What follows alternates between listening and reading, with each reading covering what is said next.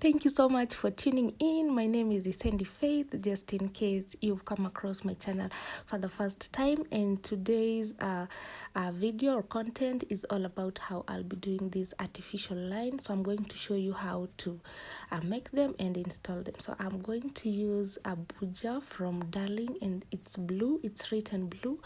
And I only used 3 packets. I'll be using this moisturizer to moisturize my hands, and I have my braids over here. So 1 2 3 4 5 6 7 8 9 10 11 12 13 and 14, and I'll be using these two to extend it. And as usual, one side is always bigger than the other. And let's begin. So in every strand I was using 14 pieces of braids, and to extend it, like to make it look longer, I was adding 2.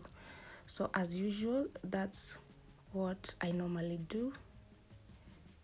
And then when you feed in your first 3 braids, it should be the same size as the one that you've divided into 3, so that your artificial lines will look like a pencil. So there we go.